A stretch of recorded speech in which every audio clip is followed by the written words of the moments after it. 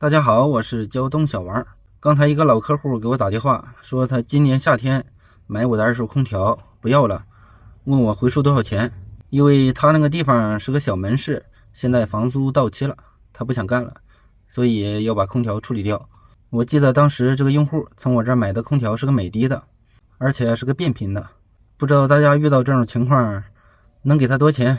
当时夏天最热的时候卖给他的，因为那个空调皮膜还不错，包安装要了1500。现在他用了一夏天了，这个时候也用不上空调了，所以他要处理给我。我跟用户报价700块，用户说可以，一会儿让我过去拆掉。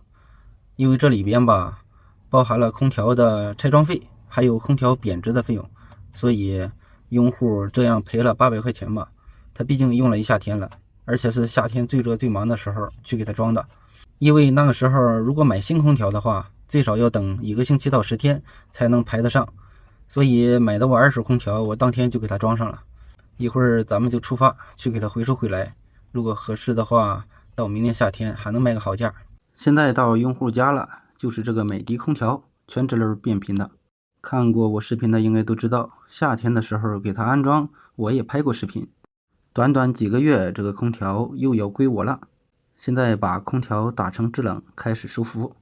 这个季节室内温度19度，打成16度，外机勉强能运转。压缩机刚一运转，细管立马就凉了。看来这个空调用了一夏天，完全没问题。这个空调当时回收回来的时候，室外机板是坏的。为了保险起见，我直接给他换了一个波马板，花了我200多块钱。看样这个板的质量还不错，估计用个2-3年没啥问题。压缩机运转以后，立马收服，别时间太长，转一会儿内机道温度停机了。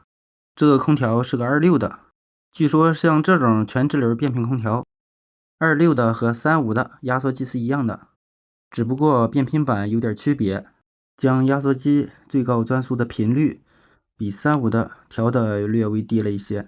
再一个就是室外机的冷凝器片比35的可能少半排，不过我换上波马板以后，可能会达到一批半的效果。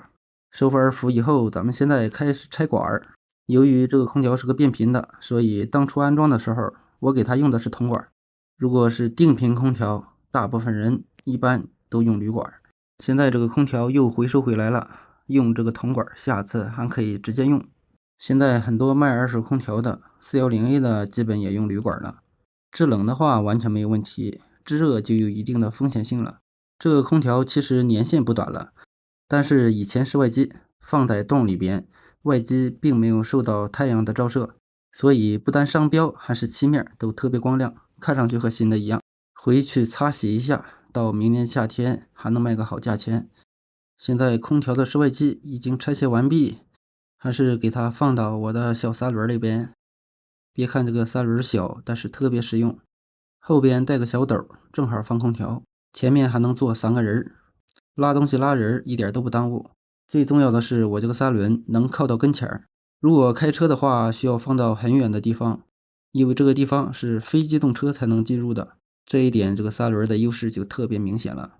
现在室内机也拆卸完毕，把空调拉到仓库中擦洗一下，准备明年夏天再卖了。大家觉得明年卖多少钱比较合适呢？我觉得天热的时候还能卖1500。